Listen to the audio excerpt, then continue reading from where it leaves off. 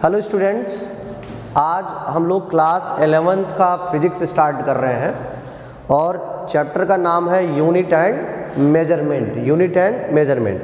Basically आप लोगों ने देखा होगा कि पहला चैप्टर आपके एनसीईआरटी में फिजिकल वर्ड है। पहला चैप्टर क्या है? फिजिकल वर्ड है। तो फिजिकल वर्ड ना पढ़ करके हम लोग आज स्टार्ट करेंगे यूनिट एंड मेजरमेंट, क्योंकि फिजिकल वर्ड का कोई बहुत इंपॉर्टेंस नहीं है, कोई बहुत रोल नहीं है, ना वो आपको एग्जाम में आना है, ना उससे रिलेटेड कोई क्वेश्चंस मिलेगा। बहुत छोटा सा टॉपिक है, इस टॉपिक्स को हम लोग पढ़ेंगे और मैं देखता हूँ कि बहुत सारे बच्चे इसको इग्नोर कर देते हैं। इग्नोर इसलिए कर देते हैं, उनको लगता है कि ये सारे चैप्टर्स एग्जाम में नहीं इंपॉर्टेंट है, बल्कि ये सबसे इंपॉर्टेंट चैप्टर है कि क्या है यूनिट एंड मेजरमेंट। तो हम लोग पहले डिस्कस करेंगे, फिजिक्स पढ़ रहे हैं, व्हाट इज फिजिक्स, फिजिक्स क्या है, फिजिक्स किसे कहते हैं, फिजिक्स क्या बना, किससे बना, ये चीज पहले जानेंगे। तो फिजिक्स के बारे में सभी लोग जानते होंगे, study of nature and laws, study of nature and laws is called the physics, is called the physics. Physics में चार चीजें बहुत ही इंपॉर्टेंट है, इसको याद रखना है। इवेंट, कौन सी इवेंट हो रही है, नहीं याद होगा फिर दिक्कत होगा बेटा। ऑब्जर्वेशन,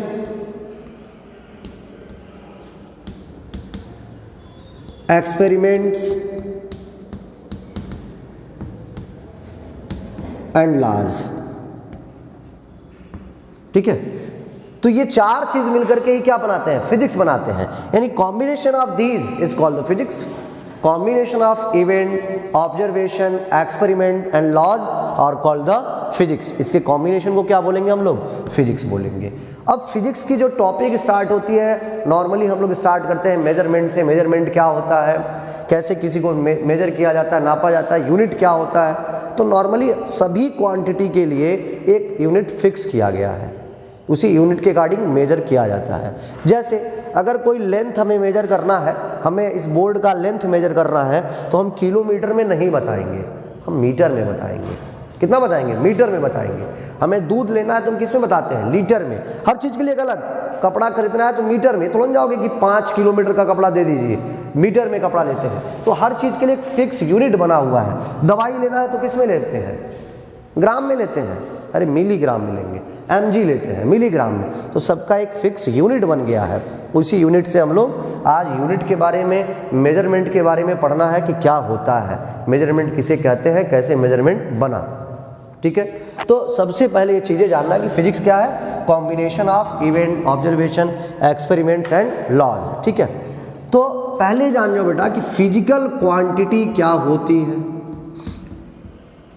फिजिकल क्वांटिटी एक ऐसी क्वांटिटी जिसको हम मेजर कर सकें, वही फिजिकल क्वांटिटी है। आसान सा डेफिनेशन। ऐसी क्वांटिटी जिसको मेजर किया जाए, वही क्या है? Physical quantity. या आप ये भी बता सकते हैं कि फिजिकल क्वांटिटी क्या होती है? एक्सप्रेस और हेल्प अस, एक्सप्रेस और help us to define the law of physics. यानी जो फिजिक्स की लॉ को डिफाइन करने में हेल्प करती है। भाई आपको ये पता चल गया ना कि कपड़ा कैसे मेजर करेंगे? मीटर में, फिजिक्स की क्वांटिटी बना। दूध किस में लेंगे? लीटर में। तो फिजिक्स की क्वांटिटी को मेजर करने में, एक्सप्रेस करने में जो हेल्प करती है, उस क्वांटिटी को ही हम क्या बोलेंगे? क्या बोलेंगे? Physical quantity. तो फिजिकल क्वांटिटी मेनली 3 टाइप्स के होते हैं। पहला जो टाइप है फंडामेंटल क्वांटिटी, बहुत ही इंपॉर्टेंट है ये, फंडामेंटल क्वांटिटी। Fundamental quantity. दूसरा क्या बना? Derived quantity, derived quantity. और तीसरा क्या बना? ये बाद में बेटा जुड़ा था, सप्लीमेंट्री क्वांटिटी। तो बहुत ज़्यादा इससे मतलब नहीं हमारा है, बस अभी आप जान जाना, पढ़ेंगे जरूर इसको। Supplementary quantity, derived quantity and fundamental quantity, इस टाइप से क्वांटिटी बना। ठीक है, तो फिजिकल क्वांटिटी क्या है? अ क्वांटिटी विच एक्सप्रेस, मतलब जिसको एक्सप्रेस किया जाए, और help us to define the law of physics, जो हमको हेल्प करे, एक्सप्रेस करे फिजिक्स के लॉ को समझने के लिए, उसी को क्या बोलेंगे? फिजिकल क्वांटिटी बोलेंगे। कंफर्म सब लोग? तो यूनिट एंड मेजरमेंट बस सभी लोग आसान समझते हैं चैप्टर, इतना आसान भी नहीं है, पढ़ना बहुत ज़रूरी है, इसको आप छोड़ नहीं सकते, इसलिए इसको समझना बहुत ज़रूरी है, समझना है कैसे करना है। दूसरी चीज़, अब हम लोग बात करेंगे बेटा मेजरमेंट के बारे में कि एक्चुअल में मेजरमेंट है क्या, मेजरमेंट किसे कहते हैं। देखो ध्यान से समझो, मेजरमेंट का मतलब ही हो गया किसी चीज़ को मेजर करना, किसी चीज़ को नापना, किसी चीज़ को मेजर कर लेना। तो यहाँ जो डेफिनेशन है वो चीज़ समझना है, comparison with a reference standard. अब रेफरेंस स्टैंडर्ड क्या है ये जानना बहुत जरूरी है। रेफरेंस स्टैंडर्ड के साथ कंपैरिजन करना ही क्या कहलाता है, क्या कहलाएगा, मेजरमेंट कहलाएगा। यानी comparison with a reference REFERENC reference standard is called measurement, ठीक है। इसी रेफरेंस स्टैंडर्ड को आगे जाकर के हम लोग यूनिट के नाम से जानते हैं, यूनिट के। अच्छा, जैसे मेजरमेंट का मतलब समझो, बहुत सारे लोगों के मन में होता है कि मेजरमेंट क्या है। अब जैसे बहुत सारे लोग कहते हैं भाई जरा इनका फीवर मेजर कर दीजिए, कितना है, कितना फीवर है। फीवर कोई फिजिकल क्वांटिटी नहीं है बेटा, क्योंकि हम फीवर को थोड़ा ना मेजर करते हैं, हम मेजर किसको करते हैं, टेम्परेचर को। Temperature is a physical quantity, fever is not a physical quantity. Fever को हम थोड़ा ना मेजर कर रहे हैं, तो फीवर एक फिजिकल क्वांटिटी नहीं है, टेम्परेचर फिजिकल क्वांटिटी है। हम उसके बॉडी का टेम्परेचर मेजर करते हैं, तो टेम्परेचर फिजिकल क्वांटिटी है, फीवर फिजिकल क्वांटिटी नहीं है। दूसरा पॉइंट समझिए, इसी तरह से हम लोग हैप्पीनेस को मेजर नहीं कर सकते हैं। कोई कितना खुश है, कोई कितना है, उदास है, सैडनेस है, इस चीज़ को हम कैलकुलेट नहीं कर सकते, क्योंकि वो फिजिकल क्वांटिटी नहीं है, ठीक है। वो बहुत खुश है, वो बहुत उदास है, ये यहाँ पर इंग्लिश आपको ग्रामेटिकल नहीं चलेगा, इंग्लिश ग्रामर नहीं, ये कोई फिजिकल क्वांटिटी नहीं है।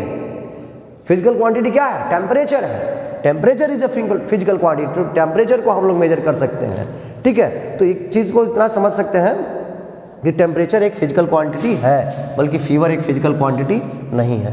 तो मेजरमेंट का मतलब समझ में आया, comparison with reference standard is called the measurement, comparison with reference standard is called the measurement. जल्दी से नोट कर लो। फिजिक्स का डेफिनेशन भी समझ गए होगे, physics is the study of nature and it's law, ठीक है। Combination of these law, event, observation, experiment. भाई इवेंट होगा, ऑब्जर्वेशन करिए, उस पर एक्सपेरिमेंट करो और तब लॉज दो, वही तो फिजिक्स बनता है, वही जाके क्या बन जाएगा, फिजिक्स बन जाएगा, ठीक है। चलो अब समझते हैं हम लोग। अब जैसे मान लो इस बोर्ड का लेंथ मुझे मेजर करना है, ठीक है, और मैंने क्या किया, इस बोर्ड का लेंथ मेजर करने के लिए इस पेन का हेल्प लिया। पेन का लेंथ ब्रेथ है, मान लो ये लेंथ है, और हमने इसको मेजर करना शुरू कर दिया मेजर करना, और फाइनली मैंने बताया कि length is equal to 25 pen. Pens लिखने से अवॉइड करिएगा, पेन्स नहीं, 25 पेन, एक पेन से मैंने मेजर किया तो 25 पेन। तो ये जो 25 पेन है, ये इस बोर्ड की लेंथ को बता रहा है, बोर्ड की क्या बता रहा है, लेंथ को ही बता रहा है। तो ये जो पूरा नंबर होगा इसको मैग्नीट्यूड बोलेंगे हम, क्या बोलेंगे, टोटल क्या हो गया, magnitude of a physical quantity, magnitude of a physical quantity. तो लिख सकते हैं magnitude of a physical quantity के लिए क्या क्या जरूरत पड़ा हमको जरूरत पड़ा इस 25 की, यानी न्यूमेरिकल वैल्यू इनटू क्या जरूरत पड़ा, रेफरेंस स्टैंडर्ड। और इसी रेफरेंस स्टैंडर्ड को हम लोग यूनिट के नाम से भी जानते हैं, comparison with the reference standard और unit is called the measurement. तो इनटू यूनिट, यानी इसका जो मेजर मैग्नीट्यूड आया एन यू, यानी फिजिकल क्वांटिटी का जो मैग्नीट्यूड है क्या मिला, एन यू, ठीक है। तो फ्रांस में कॉन्फ्रेंस हुआ था 1971 से पहले वहाँ पर कुछ रेफरेंस जो है डिसाइड किए गए थे। अब भाई हर जगह सभी लोग तो पेन मानेंगे नहीं। मान लीजिए मैंने इसका लेंथ पेन से एज्यूम कर लिया, कोई और बच्चा पेंसिल से कर लिया, किसी ने बुक से कर लिया, तो अलग अलग लेंथ देखने को मिलेगी। हमें अलग अलग लेंथ देखने को मिल जाएगी। ऐसे कंडीशन पे अलग अलग लेंथ देखने को मिलेगी। इसीलिए फ्रांस में एक रेफरेंस जो है डिसाइड किया गया, एक स्टैंडर्ड डिसाइड किया गया, जो स्टैंडर्ड जो है माना जाए, हर जगह सभी लोग वही अप्लाई करें। ठीक है, तो एक ऑफिस है वहीं पर ऐसा किया गया और रेफरेंस स्टैंडर्ड के लिए कुछ शर्त रख दिया गया। कुछ शर्त रख दिया गया कि रेफरेंस स्टैंडर्ड कैसा होना चाहिए। अब जैसे रेफरेंस स्टैंडर्ड समझो कैसा होना चाहिए। पहला कंडीशन कहा गया कि जो रेफरेंस स्टैंडर्ड है वह इंटरनेशनली एक्सेप्टेड, हर जगह उसको एक्सेप्ट किया जाए, ऐसा हमारा यूनिट होना चाहिए। मैंने पेन मान के लेंथ निकाल लिया, कोई जो है बेंच मान के लेंथ निकाल सकता है, कोई बुक मान के निकाल सकता है, कोई चाक मान के निकाल, तो हर जगह सबकी लेंथ अलग अलग है। तो सब जगह अगर ये जाएगा तो पता नहीं चलेगा कि बोर्ड की लेंथ क्या थी, इसलिए सबको तब निकालना पड़ेगा। हाँ, एक यूनिट मिल जाए तो कंफर्म हम समझ जाएंगे कि हाँ इतने यूनिट के बराबर है। हो सकता है किसी का पेन बहुत बड़ा हो, किसी का छोटा हो, तो नहीं पता चलेगा। तो रेफरेंस स्टैंडर्ड पर एक जो है मीटिंग हुआ और फ्रांस में, और वहाँ पर एक कंक्लूजन ये निकला कि जो स्टैंडर्ड है, जो यूनिट है, वो इंटरनेशनली एक्सेप्टेड होना चाहिए। दूसरा, वह ईजिली अवेलेबल होना चाहिए, अवेलेबल होना चाहिए। मतलब ऐसा कोई स्टैंडर्ड ना मान लें जो मिल ही ना रहा हो। जैसे आपने कोई जो है चलो एक राड ले लिया, गोल्ड का राड ले लिया, सोने का, और उससे तुम मेजर कर रहे हो, तो सब लोग तो उससे मेजर कर नहीं पाएंगे, तो ईजिली अवेलेबल नहीं होगा वो। तो एक ऐसा स्टैंडर्ड लेना है जो हर जगह आसानी से मिल जाए। ठीक है, ईजिली अवेलेबल। दूसरा, इनवेरिएबिलिटी।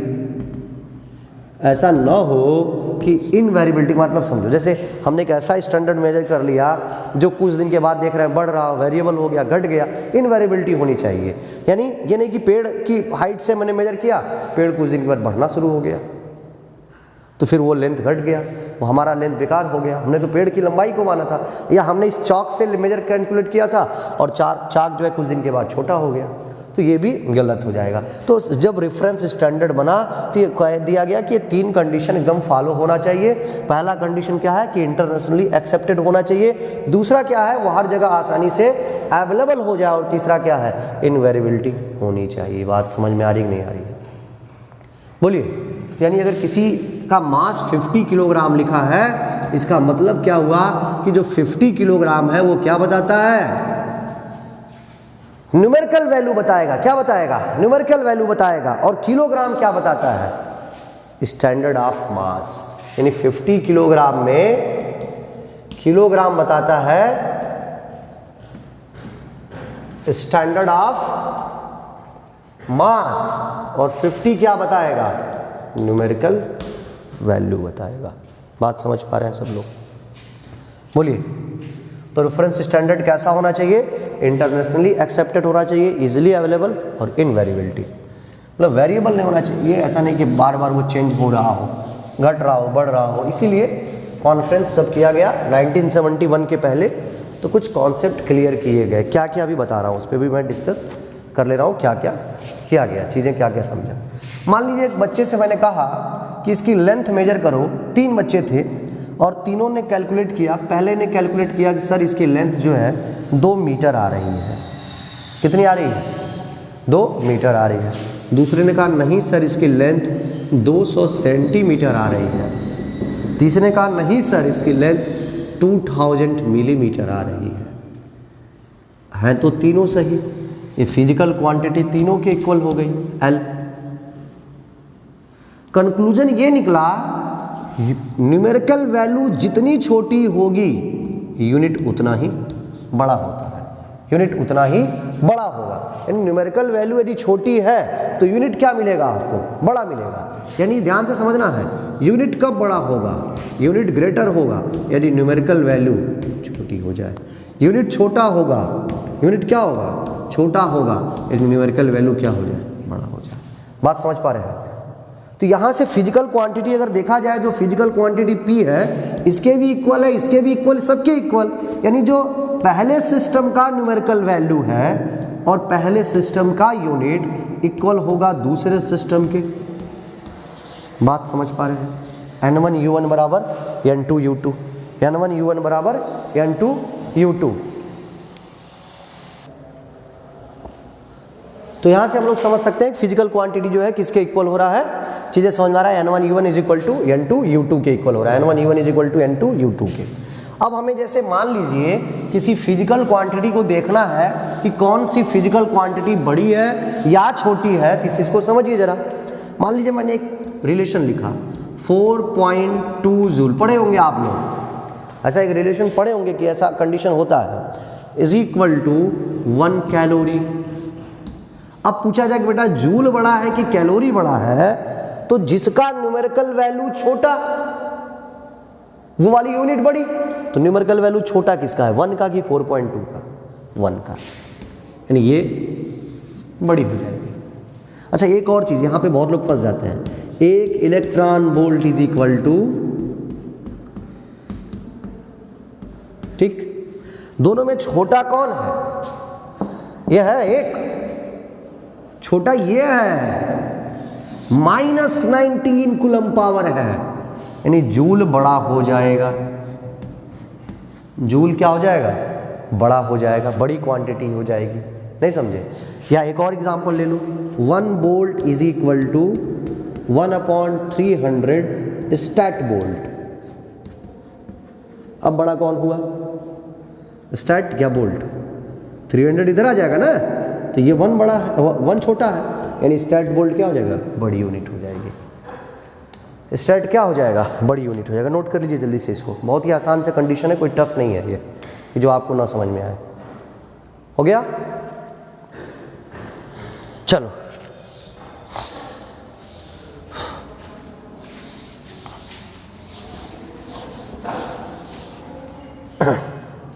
अब हम लोग बात करेंगे अगला topic, system of measurement. System of measurement, ध्यान से समझो। देखो ये 1971 के पहले की बात कर रहे हैं। 1971 के पहले 3 जो है सिस्टम हुआ करते थे। पहला सिस्टम हुआ करता था सीजीएस सिस्टम, जिसको हम लोग गॉसियन सिस्टम के भी नाम से जानते थे। किसके नाम से जानते थे, गॉसियन सिस्टम के नाम से। दूसरा होता था बेटा एफपीएस, फूट पाउंड सेकेंड, जिसको हम लोग, ये इंडिया में आज़ादी के पहले यही चलता था, ब्रिटिश सिस्टम के नाम से जानते थे।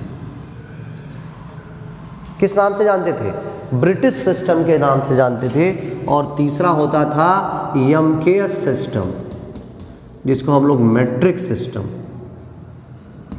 के नाम से जानते थे। तो ये 3 सिस्टम 1971 के पहले क्यों बोल रहा हूँ, क्योंकि 1971 में एक कॉन्फ्रेंस हुआ, एक मीटिंग हुआ, उस मीटिंग में इन सिस्टम पर चर्चा किया गया और कुछ चीज़ों में बदलाव किया गया, कुछ नए सिस्टम्स को लाया गया और कुछ पुराने को हटाया गया। लेकिन 1971 से पहले सिर्फ 3 सिस्टम हुआ करते थे। ये पहला CGS, centimetre gram second, centimetre gram second, centimetre length का यूनिट होता था, ग्राम जो है मास का होता था, सेकेंड जो है टाइम का होता था, फुट पाउंड सेकेंड, इसी तरह से metre kilogram second, metric system. ये ब्रिटिश सिस्टम था, ये हर जगह यूटिलाइज नहीं हो सका, इसलिए इसको हटा दिया गया, इसीलिए इसको जो है हटा दिया गया। तो 1971 में एक कॉन्फ्रेंस हुआ। तो 1971 के पहले यदि हम बात करें तो जो फंडामेंटल क्वांटिटी हुआ करती थी 1971 के पहले, जो फंडामेंटल क्वांटिटी हुआ करती थी, फंडामेंटल क्वांटिटी वो सिर्फ 3 क्वांटिटी हुआ करती थी। देखो 3 ही हमको मिल रहा है, फंडामेंटल क्वांटिटी 3 हुआ करती थी। पहला हो जाता था ग्राम के कारण मास, सेंटीमीटर के कारण लेंथ और सेकंड के कारण टाइम। ये 3 फंडामेंटल क्वांटिटी 1971 से पहले होती थी, मास, लेंथ और टाइम। ठीक है, 1971 में एक कॉन्फ्रेंस हुआ जिसमें एक सिस्टम डेवलप हुआ। क्या डेवलप किया गया, एक नया सिस्टम डेवलप किया गया और वो सिस्टम फिर आगे चल करके इंटरनेशनली सिस्टम बना, या इंटरनेशनल सिस्टम जा करके कहा गया। क्या बोला गया? International system. ये MKS जो है, ये MKS ही एक नया सिस्टम मान लिया गया, इंटरनेशनल सिस्टम, जिसको SI सिस्टम कहा गया। और धीरे धीरे धीरे धीरे FPS को हटा दिया गया, फुट पाउंड सेकेंड को हटा दिया गया। ये ख़त्म हो गया था, और ख़त्म होने के बाद सिर्फ बच गए थे CGS, MKS और SI। MKS और SI, MKS फिर धीरे धीरे धीरे धीरे कन्वर्ट हो गया SI में, और फिर दो ही सिस्टम बच गए, एक बच गया CGS और दूसरा बच गया SI। और ये दो सिस्टम बचने से फंडामेंटल नए और क्वांटिटी बन गए। ये सारी चीज़ों को आप याद रखिएगा। नए फंडामेंटल क्वांटिटी जो बन गए बेटा, वो टोटल हो गए 7 फंडामेंटल क्वांटिटी। बहुत इंपॉर्टेंट है, फंडामेंटल क्वांटिटी 7 फंडामेंटल क्वांटिटी बना, और फिर बाद में दो और बढ़ा क्वांटिटी। तो हम इधर एक तरफ क्वांटिटी लिख रहे हैं और दूसरी तरफ उसका यूनिट लिखेंगे। आप भी ऐसे नोट करते चले जाइए सभी लोग, ठीक है। सीरियल नंबर 1 हम पहला लिखेंगे मास, जो पहले था पहले से, और क्या था? लेंथ, और क्या था? टाइम। यूनिट ध्यान दो, मास का small k small g, length का मीटर, टाइम का सेकंड, ठीक है। टाइम का सेकंड, बहुत सारे लोग ऐसे लिख देते हैं, क्या SES लिख देते हैं, वो गलत हो जाता है, सेकंड, ठीक है। सेकंड इनवर्स ऐसे ही बन जाता था। उसके बाद बना नया बेटा इलेक्ट्रिक करेंट। क्या बना? Electric current. कौन सी क्वांटिटी बनी? Electric current. ये सारी क्वांटिटी आपको याद होनी चाहिए। इलेक्ट्रिक करंट के बाद टेम्परेचर, टेम्परेचर के बाद लुमिनस इंटेंसिटी, लुमिनस का मतलब लाइट से है, इंटेंसिटी, और फिर अमाउंट ऑफ सब्सटेंस। ये केमिस्ट्री में जाके आप पढ़ेंगे, अमाउंट ऑफ सब्सटेंस क्या है, अमाउंट ऑफ सब्सटेंस, ठीक है। तो इलेक्ट्रिक करंट का यूनिट बना एम्पियर, टेम्परेचर का केल्विन, लुमिनस इंटेंसिटी का CD कैंडिला, और इसका MOL मोल बन गया। ये 7 फंडामेंटल क्वांटिटी बनी, और इसके बाद दो और क्वांटिटी को ऐड किया गया। अभी जो मैंने आपको बताया था, फिजिकल क्वांटिटी 3 टाइप की थी। पहला आपका फंडामेंटल क्वांटिटी, दूसरा डिराइव्ड क्वांटिटी, और तीसरा सप्लीमेंट्री। उन्हीं दो को सप्लीमेंट्री का नाम दिया गया, एक प्लेन एंगल और दूसरा सॉलिड एंगल। प्लेन एंगल और सॉलिड एंगल। तो प्लेन एंगल का जो यूनिट होता था वो रेडियन होता था, और सॉलिड एंगल का जो यूनिट होता था वो स्टे रेडियन होता था। स्टे रेडियन, SR बोला जाता था, ठीक है। स्टे रेडियन होता था। हो गया? नोट कर लीजिए सभी लोग। नोट हो गया सबका? हो गया नोट ये सबका?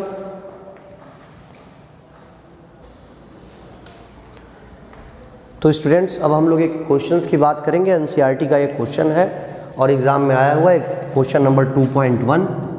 क्वेश्चन नंबर 2.1 इस पर डिस्कस करेंगे। Calculate the angle of 1 degree, calculate the angle of 1 minute और 1 सेकेंड। लेकिन इसको समझने से पहले कुछ और बेसिक चीज़ें हम लोग जानते हैं। जैसे बेसिक चीज़ों हम बात करते हैं, पहले बेस यूनिट क्या होती है। बेस यूनिट, ठीक है।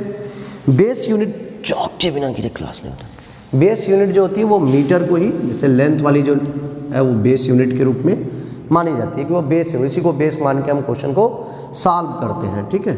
अगला होता है प्रॉपर यूनिट। क्या होता है बेस का मतलब? समझा रहा है कि सभी जगह बेस वही मान के सॉल्व किया जाता है। प्रॉपर, अब इसका जब प्रॉपर यूनिट में तो मीटर तो होगा ही। अगर हम इसकी बात करें, बेस तो मीटर ही है, अब प्रॉपर में आपका सेंटीमीटर, ठीक है, ये आपकी प्रॉपर यूनिट हो जाती है, ठीक है। फुट हो गया, फुट जो पहले हुआ करता था, ये सब इसका प्रॉपर यूनिट कहा जाता है। फिर जब सप्लीमेंट्री यूनिट की बात करेंगे, इसका सप्लीमेंट्री यूनिट में रेडियन हो जाता है। क्या होगा? रेडियन हो जाता है। सप्लीमेंट्री में क्या हो जाएगा? रेडियन।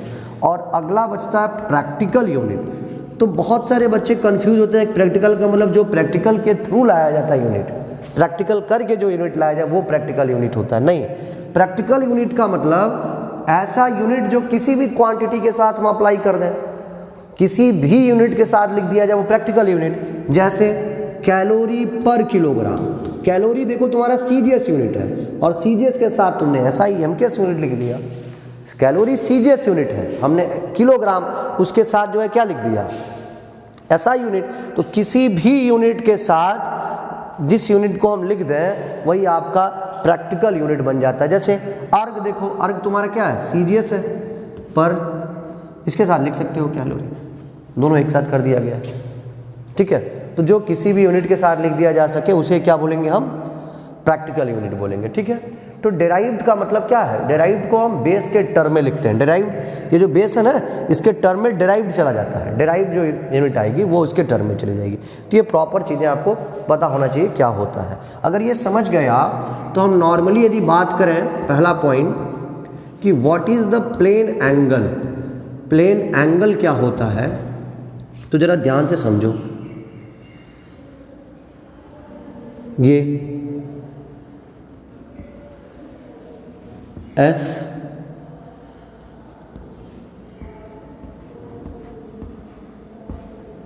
प्लेन एंगल, तो एंगल बराबर तुम क्या पढ़ चुके हो, एंगल बराबर क्या पढ़ चुके हैं, एंगल बराबर हम लोग पढ़े हैं length of arc upon radius, length of arc upon radius in radian, angle in radian is equal to length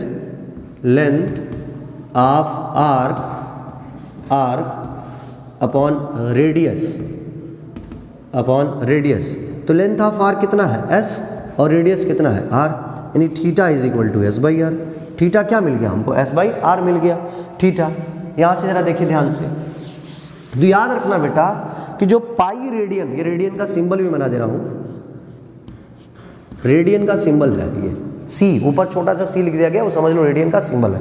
pi radian is equal to 180 degree के बराबर होता है। तो एक रेडियन किसके बराबर होगा, ये बहुत इंपॉर्टेंट पॉइंट में लिखवा रहा हूँ, इसको रट लीजिए।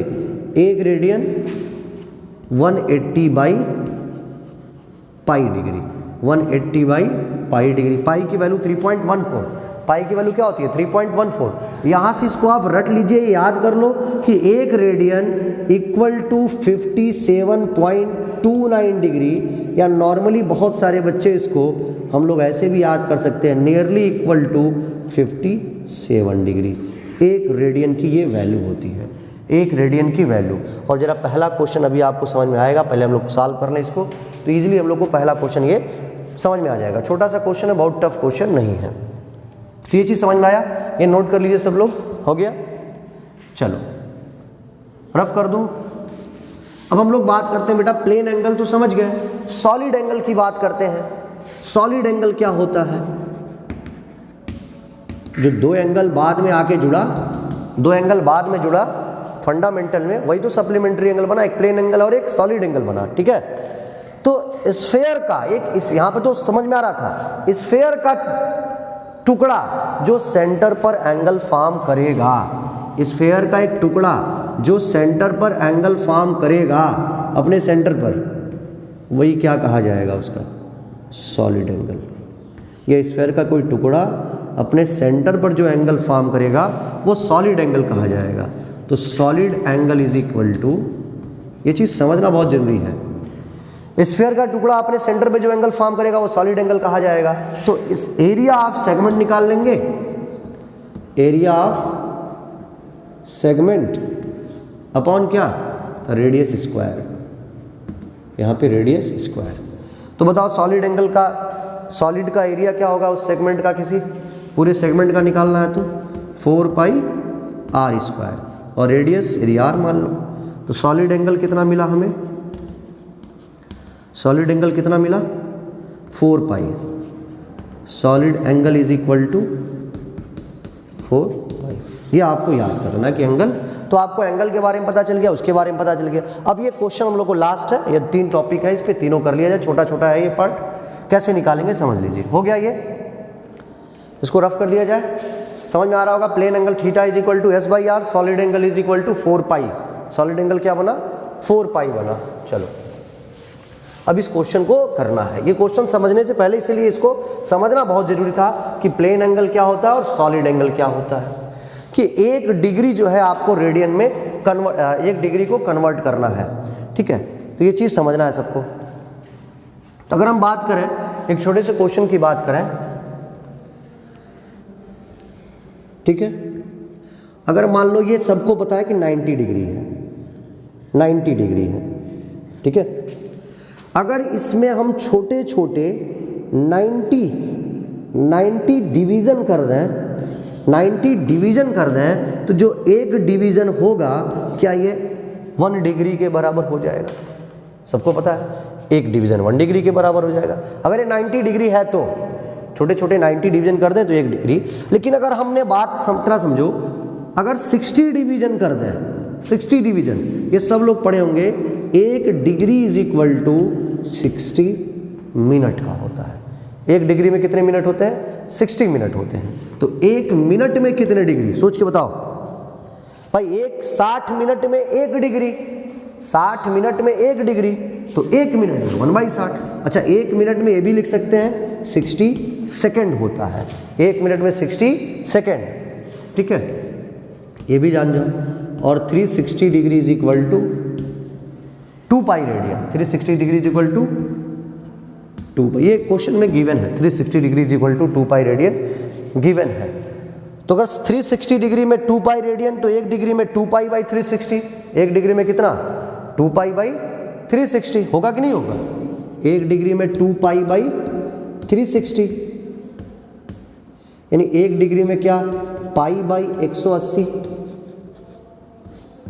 बोलो भाई, सी का मतलब रेडियन, पाई बाई 180 रेडियन, ये 1 डिग्री में इतना रेडियन। और इसकी वैल्यू याद रख लेना बेटा सभी लोग, 1.745 इंटू 10 पावर -2 रेडियन। जैसे मुझको याद है इसे आप याद कर लो, ये 1 डिग्री में इतना रेडियन है। पहला क्वेश्चन हो गया, ठीक है। दूसरा क्या करा, 1 मिनट में निकालना है, तो 1 मिनट इज इक्वल टू कितना 1/60, 1/60 डिग्री होगा। तो क्या इसको ऐसे भी लिख सकते हो 1/60 into 1 degree into 1 degree, confirm. और 1 डिग्री का मतलब 2 पाई बाई 360, 1 डिग्री का मतलब 2 पाई बाई 360, और 2 पाई बाई 360 का मतलब उतना रेडियन, कंफर्म। तो नॉर्मली जब इसको हम लोग सॉल्व करेंगे, याद कर लेना बेटा 2.91 इंटू 10 पावर -4 रेडियन, कंफर्म। और फिर बात करते हैं हम लोग 1 सेकेंड की, तो 1 सेकेंड इज इक्वल टू कितना हो जाएगा 1/60 मिनट, या 1/3600 डिग्री, 1/3600 डिग्री, इसको क्या 1/3600 इंटू 1 डिग्री लिख सकते हो। 1 डिग्री की वैल्यू पता है, कैलकुलेशन कर लीजिए, इसको सॉल्व कर लीजिए, तो याद कर लेना इसकी वैल्यू आएगी लगभग 4.85 इंटू 10 पावर -6 रेडियन। फाइनली जाके हमारे ये आंसर हो जाएगा। 1 सेकंड में इतना रेडियन, 1 डिग्री में इतना रेडियन, ठीक है।